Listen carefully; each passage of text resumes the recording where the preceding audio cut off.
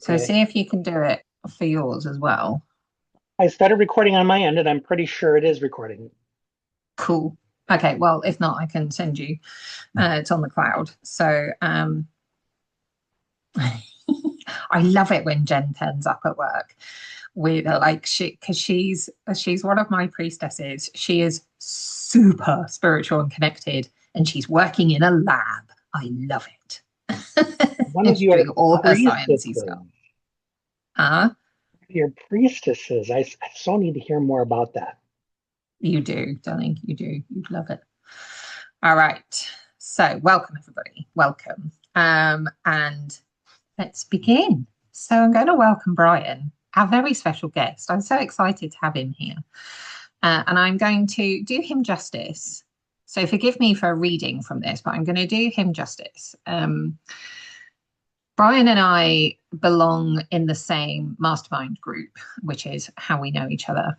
And we were just saying we had a conversation, a long overdue conversation in May, I think, sometime in May, which feels like about a year ago. And Brian is genuinely one of the kindest, nicest people I've ever met online. And so when he asked if he could come and do a guest speaker session in this membership with you guys, I was like, I've never had a gentleman in before. I'm up for it. They'll be up for it. This is good. This is exciting. And particularly given what he's talking about with you this evening. So, yeah, he's awesome. And now I'm going to tell you and read to you just how awesome he is. So, Brian has a master's degree in social work and is the father of three boys with autism and ADHD. Brian is actually only 20, but you know. After receiving the same diagnosis himself, he went on to write 6 books. Brian is also on Substack, by the way. So we've got some fellow writers in here, Brian, on Substack. He went on to write 6 books and became a recognized specialist in his field with a unique approach to helping parents and educators connect with their children who live with these unique challenges. Brian's captivating interactive presentations and programs continue to change lives around the world. His message of self compassion, resilience, and the importance of working together is one we all need to hear. And we get to hear it. So, Brian this evening is going to walk us through why we ghost our own joy, a neurodivergent look at consistency, creativity, and permission to begin. Yes. Over to you, Brian. Lovely. Thank you so much, Jen. Everybody buckle in because this is going to be interactive. I don't believe in passive learning. I've never gotten anything out of it. Our brains are not meant to be poured into. They're meant to experience, to engage, connect. So I beg of you to do that on all of our behalves. You can type stuff in the message. You can raise your hand. Feel free to interrupt me because my brain does it to me all the time. It's how I live. So let's start by introducing some common definitions so that we know what we're talking about. And this is the part where I read. First, ghosting. It's when you stop doing something good for your soul.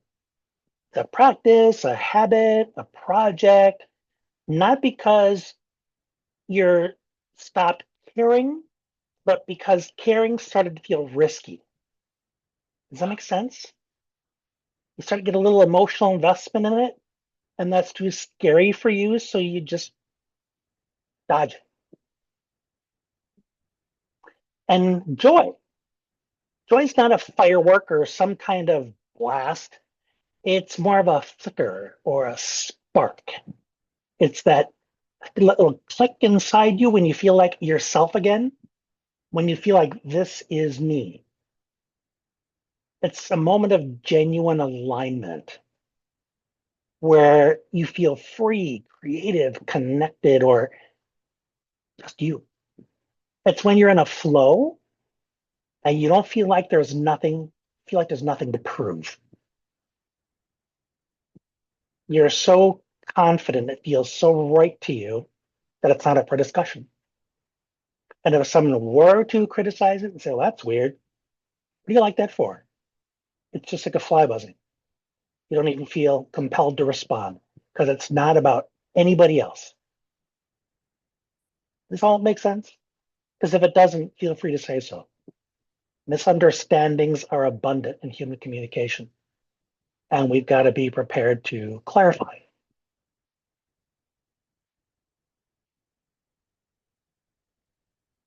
Do any of you, off the top of your heads, have experiences of joy? Did anything pop out into your head where you thought, "Oh yeah, every time I write a story or a haiku, every time I take a photograph of something in nature, I just feel this feeling that overcomes me, where I Yeah, feel alive." sorry, Diane. Hiya. I love your energy. Thank you. Yeah, it's writing for me. I lose time and I lose other thoughts. I'm a proper overthinker, but when I'm writing, I'm just really present. Same for me when I write, and I'm prolific. I write constantly. One of the main reasons is because it's how I figure out what I'm thinking and feeling about things.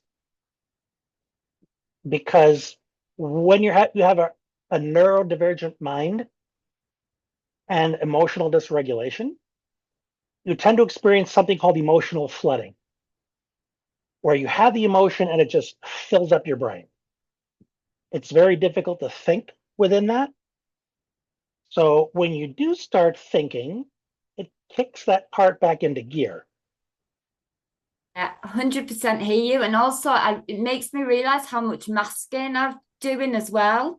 I've been journaling, I've been doing the artist way. So I've been journaling every day and actually reading it back and thinking, oh my God, I've got like a mask for every area of my life, which I'm only picking up through the journaling. And what you said about being scared of joy, I really resonated with that. When it feels risky, that's when I prefer to be numb than risk joy. So I really related to what you said about that.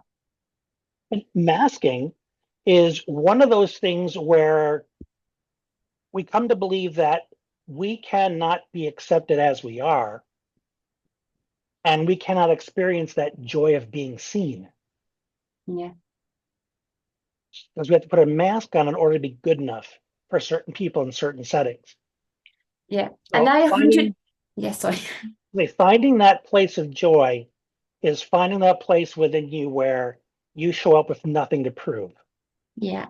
You just And want to have the experience of these new people, seeing where they're at, what they're about, but you're not there to measure up.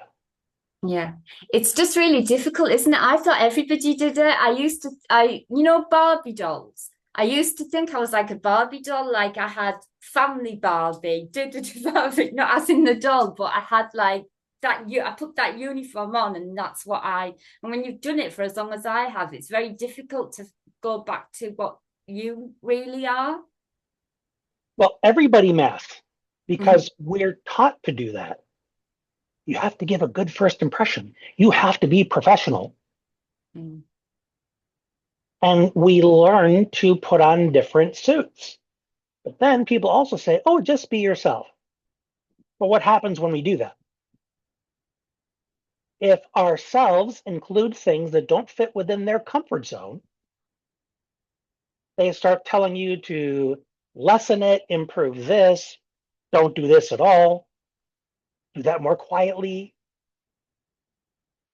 And they're shaping your mask so that you fit within their realm instead of allowing themselves the flexibility to grow.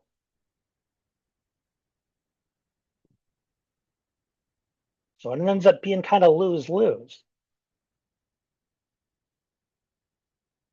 Anybody had that experience where you're putting on all these different masks for different people?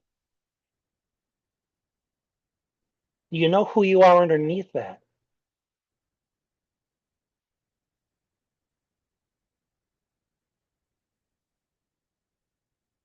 Think about it in terms of what are the quirky little things you do when nobody's around. There are certain rabbit holes on YouTube you like to go down to, but like I've been on this thing about like medieval history recently and how they lived back then. Nobody in my house who wants to talk about that. I've tried, but I'm still going to keep doing it because it's so fascinating to me.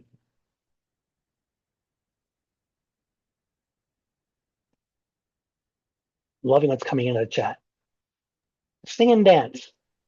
I With think as well, Brian, like what is probably true of everybody here, something that we have all masked probably our whole lives is our spirituality and the way that we connect with the world, our, our clairvoyance, our psychic abilities, our inner knowing, the things that we see that we know others don't see, the things that we hear that we know others don't hear.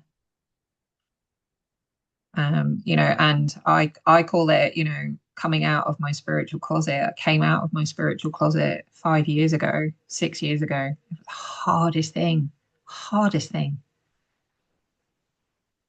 And I wouldn't be surprised if that's not true of everybody in this space to some degree. So in a larger sense, we're talking about disclosing our vulnerabilities.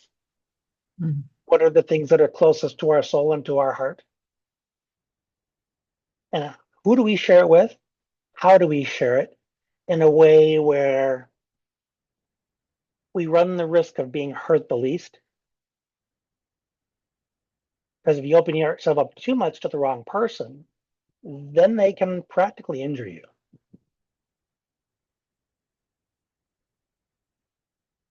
So many questions I could ask. Are you, when you do disclose and something happens that's a bit injurious the way they respond, are you able to bounce forward from that? I am now. And um, how you and but I think so. A lot of people in here will identify as an empath, uh, which is feeling essentially what everybody else, what others do, as well as our own stuff. And I've noticed how much crossover there is, but in the neurodiverse communities and empathic and spiritual because we're highly sensitive. I think for me, it was actually embracing my spiritual practice that enabled me to be able to observe rather than receive.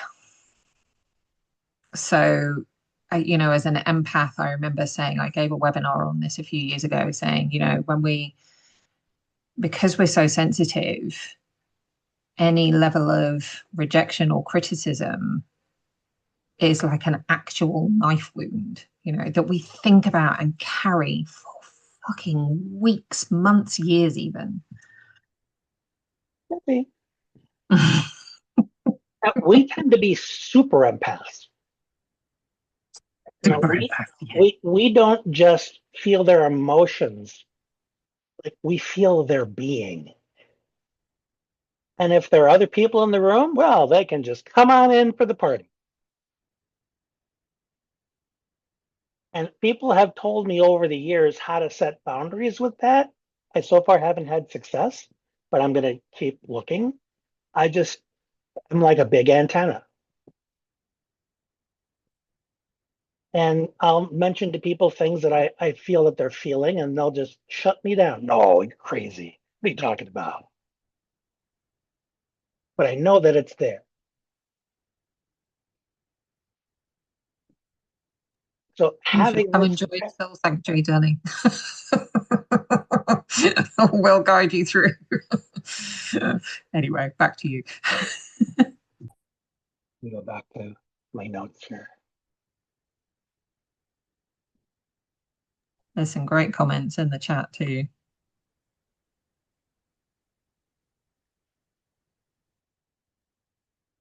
One way we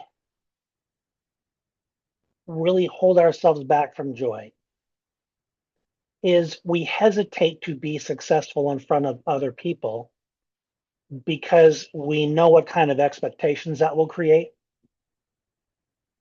Like, you typically ask for help with an executive function, and then one time you're able to pull it off because all the cylinders just happen to be firing in formation that day. And they say, look, you can do that. All you need to do next time is what you did this time. No, you don't understand. Oh, yeah, I understand. And they begin to doubt whether you ever had difficulties in the first place. And that can get in the way of your self-advocacy. You're afraid to ask because last time you did it, they believed in you, but now they might get frustrated with you because you're asking for help instead of doing it yourself. Anybody ever experienced that?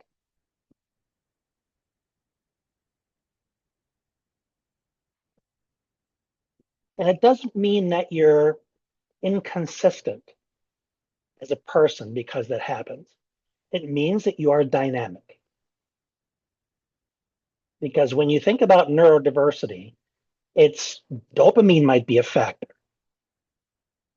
Poor sleep can derail you in ways other people might just push through it. If you're female, one of the wonderful little quirks you have is the monthly visit. That can really throw a monkey wrench in things. Your mood, you can have more brain fog, your memory's worse. But people who don't have that experience, even people of your same gender, can minimize it. Oh, I don't have that experience. You just need to drink more water. You just need to lose some weight. You just need to go for a walk, whatever oversimplified solution they've given you. Because the more simple the solution, the less they have to empathize.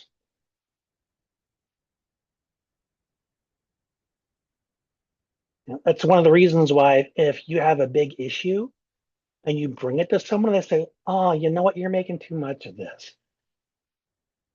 When they say something like that, it means I emotionally can't handle it at the present size. So I need to make it smaller so that I don't have to empathize or take any kind of action or support you in any way. Little thing, simple. You just need to get over it. And that can make us think that maybe I am making too much of it. Maybe these emotions I'm feeling aren't really valid. When the second guessing they're encouraging you to do is for them.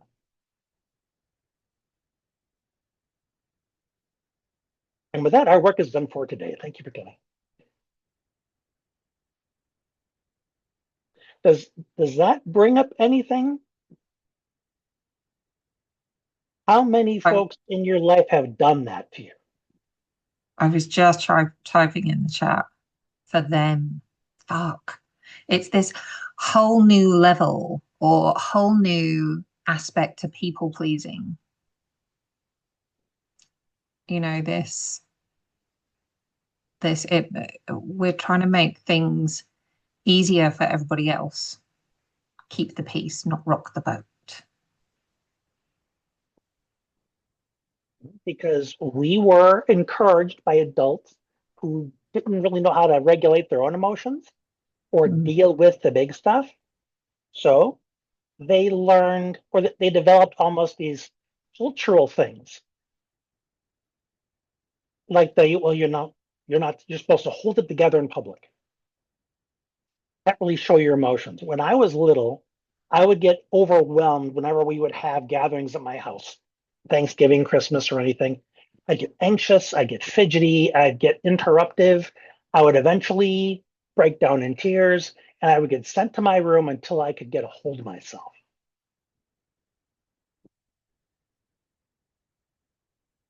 So when you have that kind of experience, you are taught having needs myself are a problem for people.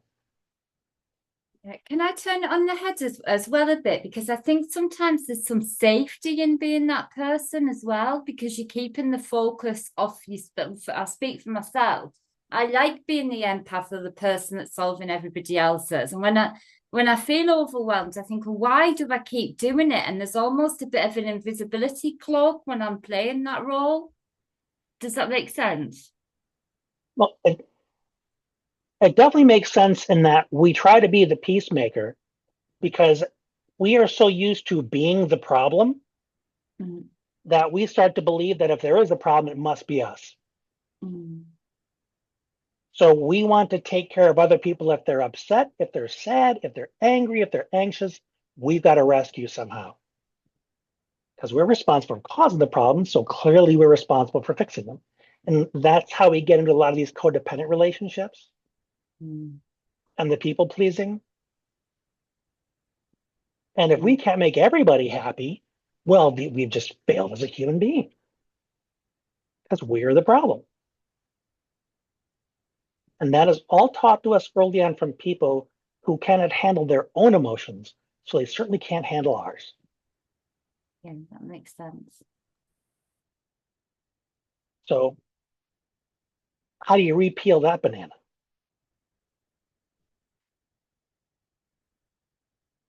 It always begins with that insight of what's really going on here.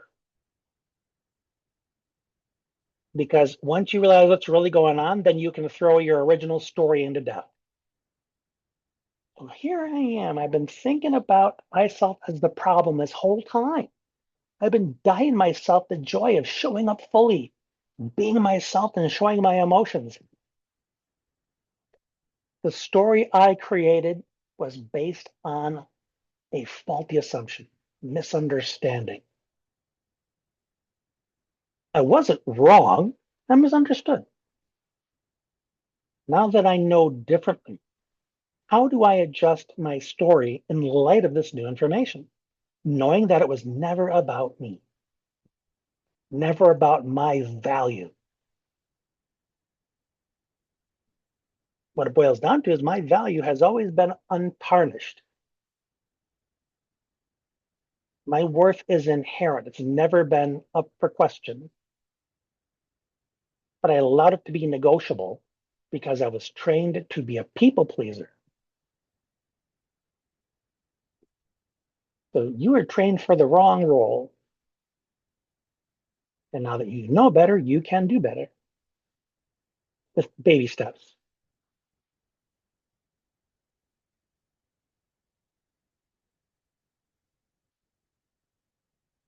We One of the things that holds us back in terms of embracing our joy, a couple of things actually, is this belief that you need to feel that way all the time or not at all.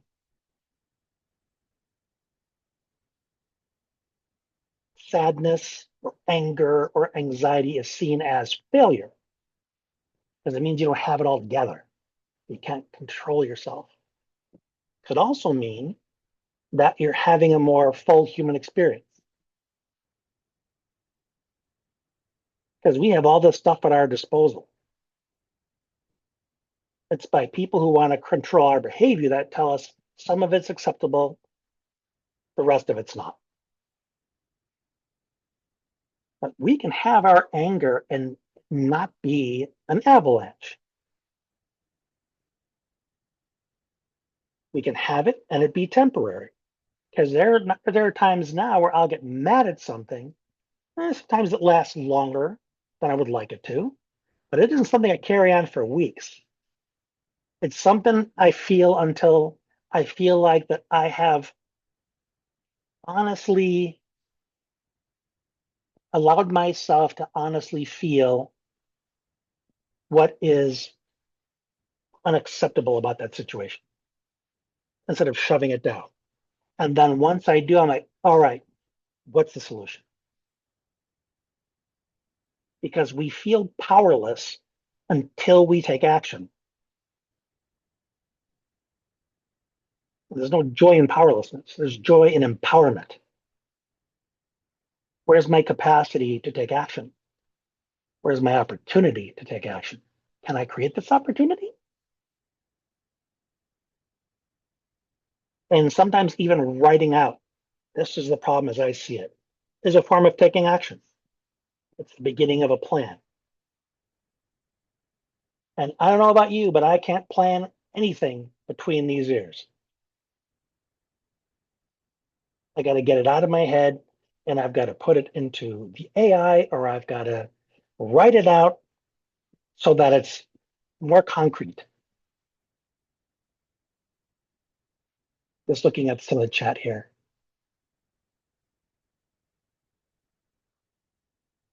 When you learned you are not your emotions, that changed a lot for you. How did you come upon that? I think just years of deconditioning and searching and doing the work, because I knew my emotions were big, and I was afraid of them. I'd learned to be afraid of them, so I suppressed them, and I knew for me to come home to myself and to live a life of happiness and joy, that I was going to have to feel again, and I was going to have to relearn how to do that. And in so doing, recognized that I'd been conditioned to believe that anger, sadness, grief were bad, negative emotions, not to be expressed. And that, yeah, I would be sent to my room, or removed from a situation, or I would take myself away from a situation, whatever. And that I would experience when I was started to do the healing work, I was experiencing shame for when I'd had explosions. I call them like little eruptions, little explosions, and would look back and recognize that I was giving myself a really hard time for that behavior. And then it was just one of those light bulb moments of, hang on, that's my behavior. That's not who I am. And to be able to separate the two then gave me that position to observe, to take ownership of the behavior, and still be me, that unconditionally loved being, and that I was not that action, I was not that behavior, I was not that feeling. I am. So who are you then?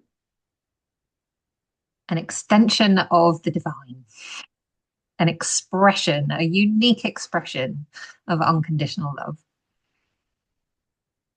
Somebody said they can only see half your face. Oh, but is there good half? Do you mean my forehead, Anna? Yeah. Because what you really stumbled upon there is that all the different expressions of you are temporary. Yeah. And you don't want to be sized up by any one moment. So if someone says, oh, you're not allowed to be angry.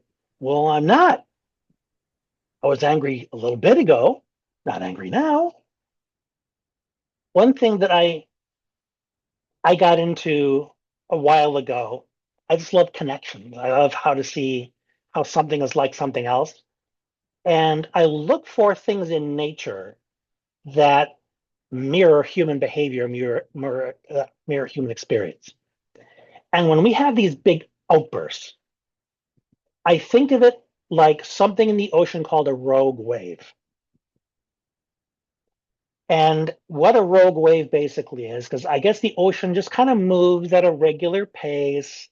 It has these predictable movements. I guess kind of like us, when we're just kind of moving along. All of a sudden, a wave will come along that is as big as like a 5-story building. And they don't know what generates them, no idea where they come from. They just show up. And if there's a boat there,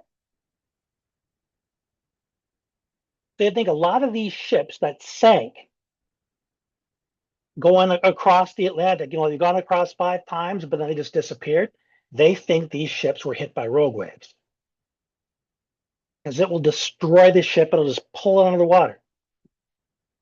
So maybe our outbursts are those.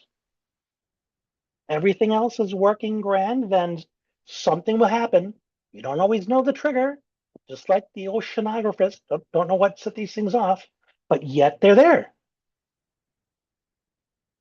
You need to allow it in, let it pass, and then find your ground again.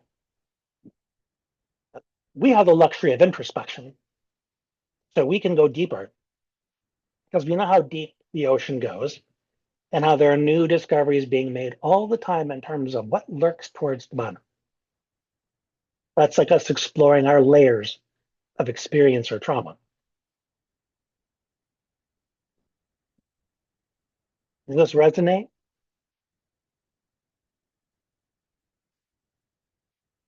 Look here again.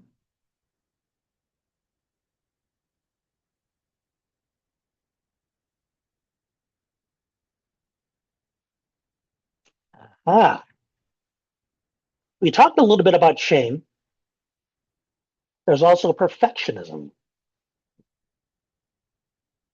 Does anybody run into that ever?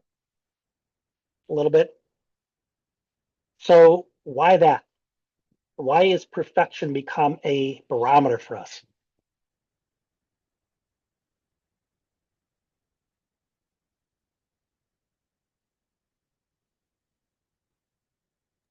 Fear Is it rejection. related to approval, seeking approval?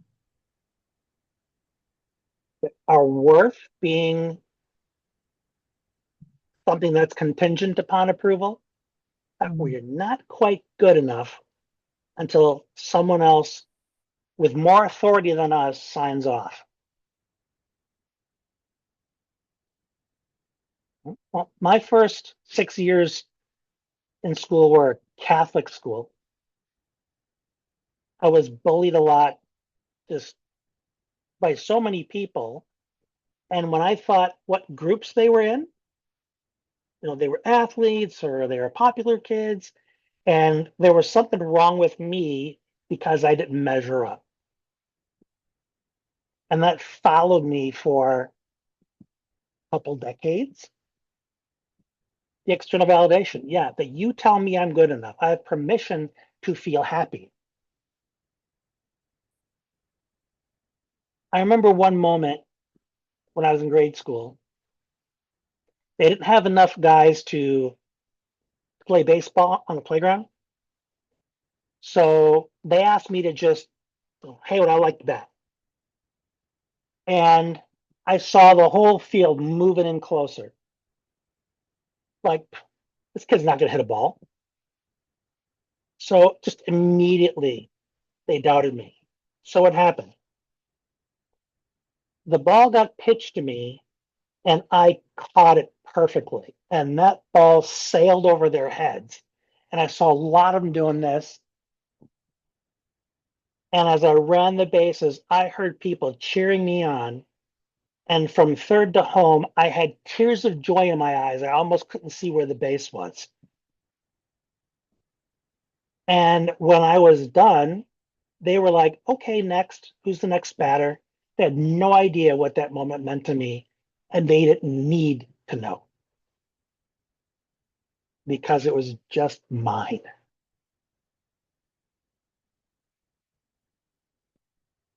And creating moments like that are glorious. Do any of you have something now that you can go back to? I don't, someone mentioned writing earlier. Is it a place in nature that you just go like to sit because it's your spot? Or poem you like to reread or little sketches that you like to make? My wife recently discovered watercoloring. She's really a gifted artist in many ways, but doesn't always give herself enough credit. So it's wonderful that she decided to take this on because it's just amazing the work she does. She's a beginner. So finding things like that where it's good enough just because you did it. I did that recently.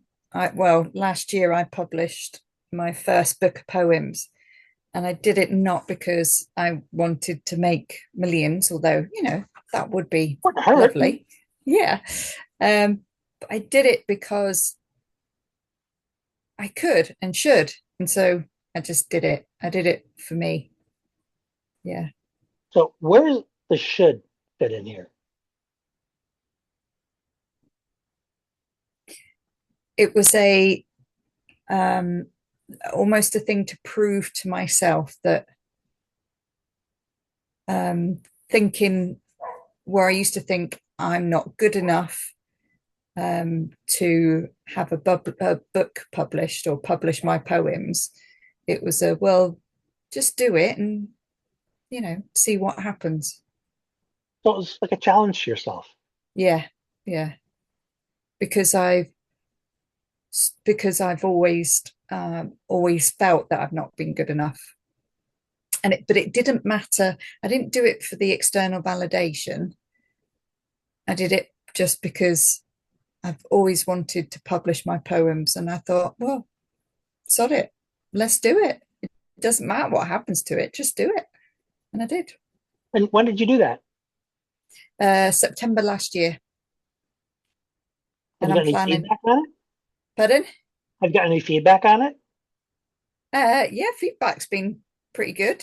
People buy it and love my poems. Yeah, and I'm publishing a second book in September of more poems. Outstanding. One of the words that popped in there is probably one of the primo saboteurs of joy. This should. We should all over ourselves every single day, whether we realize it or not.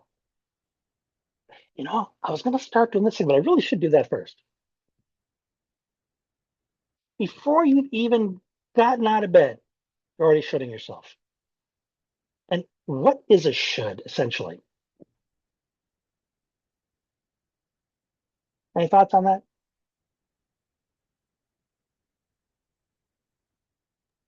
That's something that you don't want.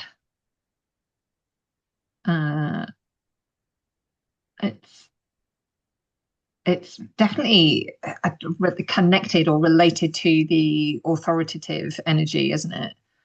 I should do that to please so and so, to approve of myself, to feel better about myself. I should go for a walk because it will be good for me. But actually, what I really want to do is just lie in bed and read my book. It's that should is judgment. It's a conditioned standard that leaves you feeling that you're not doing it right unless you're doing it like that. It has nothing to do with your own needs. Mm. You favor the things that you should do. Now you feel safe. People aren't going to give you grief. You did what you should. Do you feel satisfied and successful? Probably not. But you did what you should. Now, if you didn't should yourself and did it the way you wanted to, well, we don't want to harm anybody, of course. But if what you're doing feels more fulfilling, why not do it like that? One of the things that bugs me to no end is people that criticize my writing. Oh, you really should say it like this. It'd be more clear if you set it this way. And you really should think about certain things before you post it, because certain people might be triggered or certain people might be offended. Those are not my measures. Do I feel like I've effectively communicated what I wanted to communicate? So what about the should in relation to procrastination, that I should go out for a walk, but actually I'm procrastinating by saying to myself, reading this chapter of this book is very, very important. And So my you're, entire day will go so wrong if I don't read it. I had this conversation with somebody, with one of my clients, every Saturday we have a community call. And she said, I've got 10,000 things to do. I said, do you ever do 10,000 things? Well, no. What do? You do the things you make your priorities.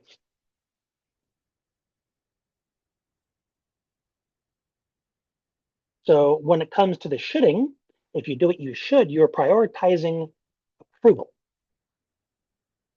If you do what it is that you want to do, you're prioritizing self-care. So if you're procrastinating on doing something, well, if you're not prioritizing that, why not?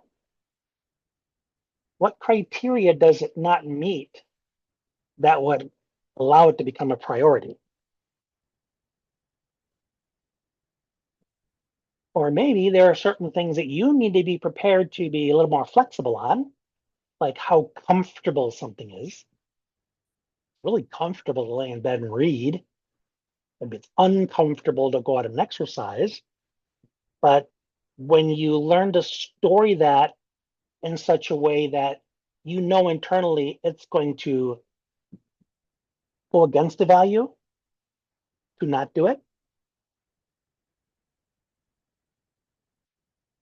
Like one thing that I strongly value is being around long enough for my kids to be okay. Because with their autism and their ADHD, they are really behind in terms of their social and their emotional development maturity. And my health is crap. I have MS and Ehlers-Danlos syndrome and all kinds of other stuff that pretty much keep me in bed all the time these days.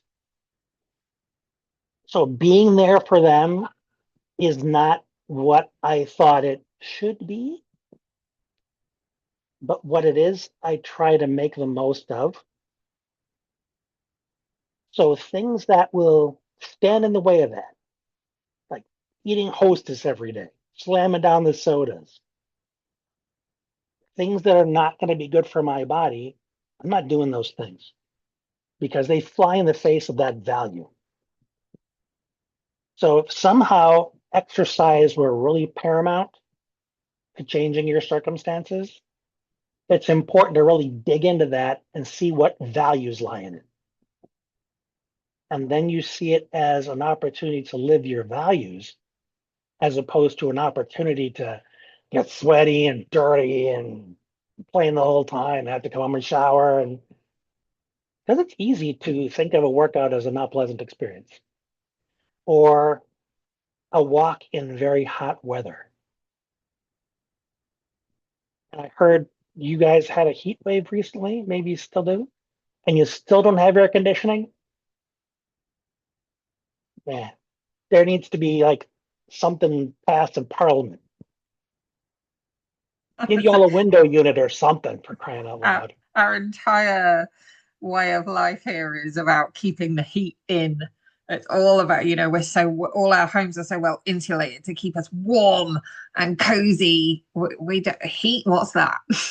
Well, those were the old days. We don't know it. My, how things have changed.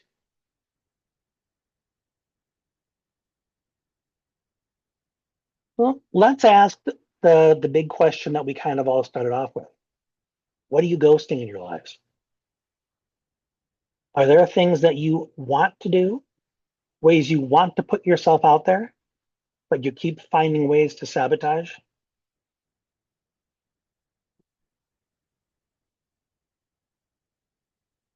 No, we're just fine. I came along because there's nothing better to do. It's the only reason I'm here.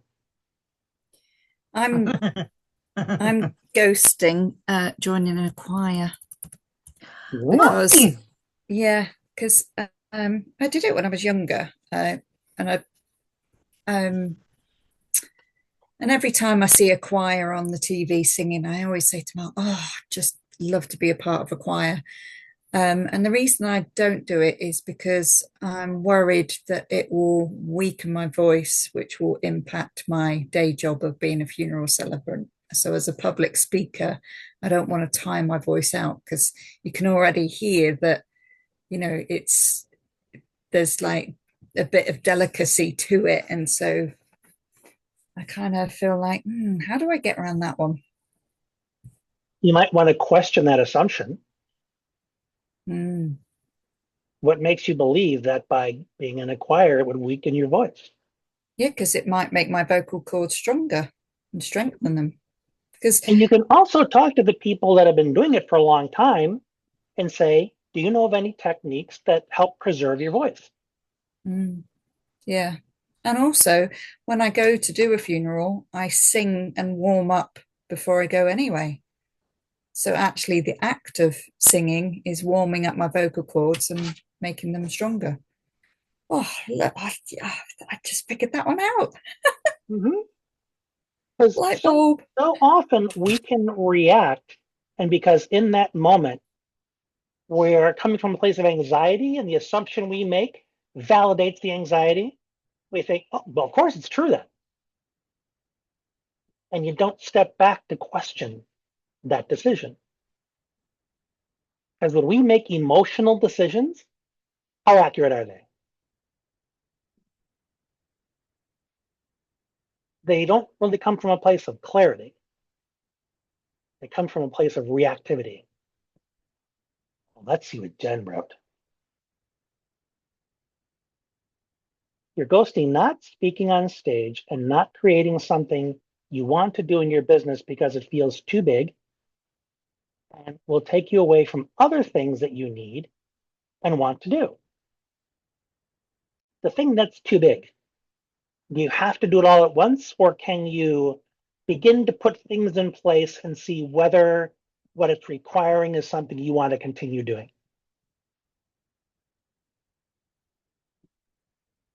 Yes, but then I'll have to continue.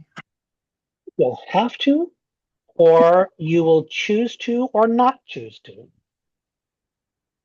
Because each step you get to ask yourself, do my priorities align with where I'm moving? Or is this big thing going to take me away from them? Yeah, I think at the moment the question, the belief is that it will do both. You know, it will both take me away from aligned priorities, but also move me toward another aligned priority. So does that mean your priorities might have to change? Oh God, yes. And is it the change that's upsetting?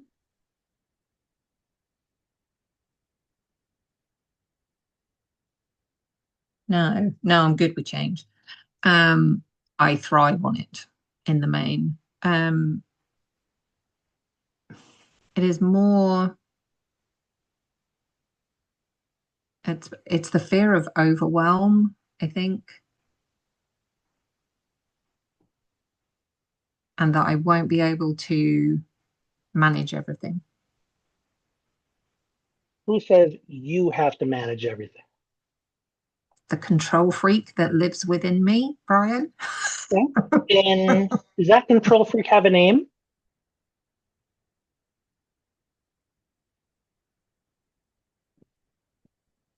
Yeah, it's probably, yeah, inner child. That's little Jen, definitely. Look, let's give it a name that's not you. Gunther. What's that? Gunther. Okay. So Gunther has an opinion, a worldview, a way Gunther likes to go about things, and is happy to let you know it. Does Gunther necessarily have to have a vote? Well, you know, I've denied Gunther a lot and I've suppressed him and I've ignored him. Um, and recently I did give him a voice at the table to be heard. Well, sometimes Gunther may actually have some valid points, but ultimately you make the call. Hmm. My God. I have a hashtag that says Des made me do it. I'm going to get another one. Brian made me do it. Or you could say Gunther made me do it. Gunther made me do Gunther it. got in my head Gunther made me lots of coffee, so I'm doing it. Okay, I've taken up a lot of space. No, it's fine. I was going to say something else, but I can't remember now. Check one more thing here.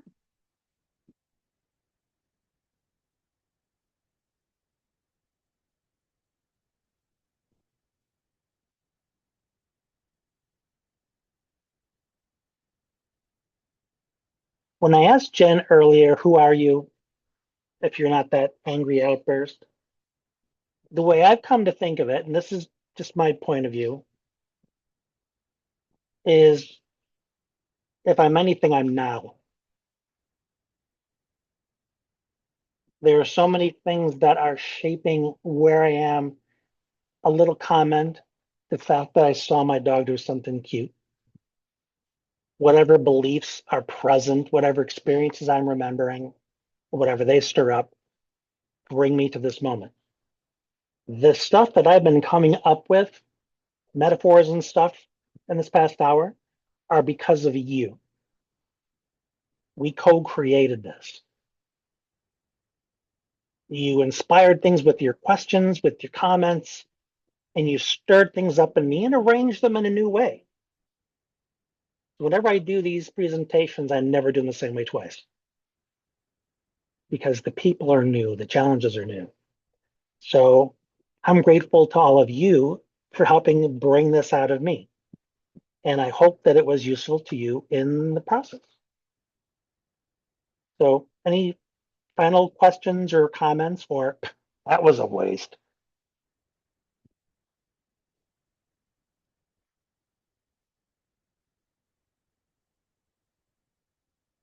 Massively helpful. I'll take that.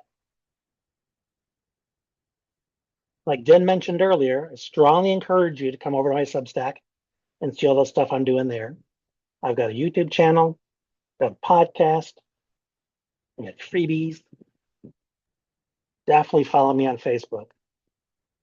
Yeah, as a Substack writer that's quite new to it, could you share your link or whatever? Because I'm hopeless at finding people. People tell them names and then I can never find them.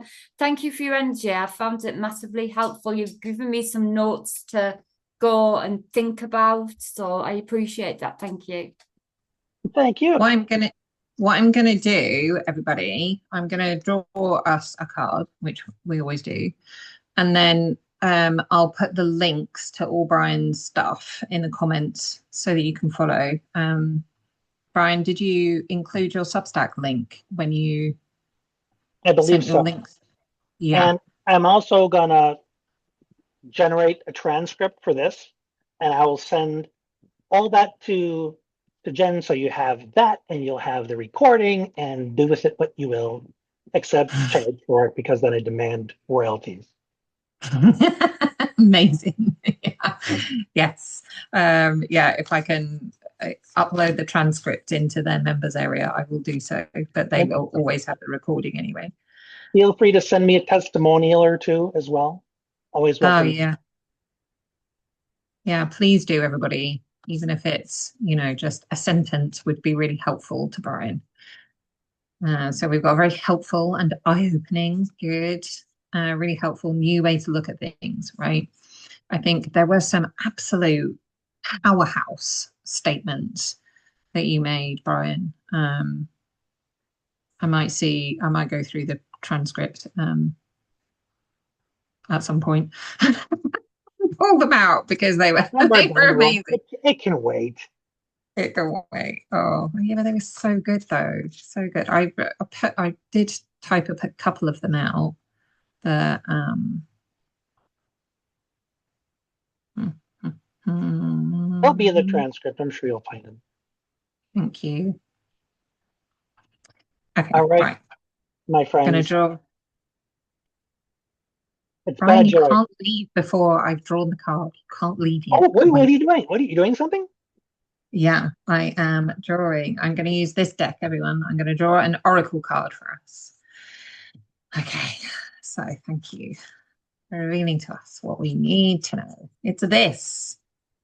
Ooh, oh my God. And they're all stuck together.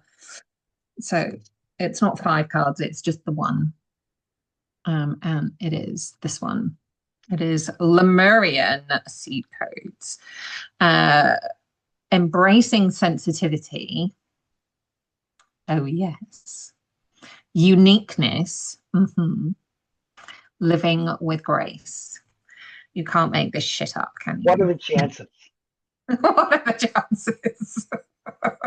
Well, when it comes to intuition and psychic abilities, we are your people right here. Oh, that's awesome. So yeah, this is about embracing sensitivity and uniqueness, and embodying it with joy.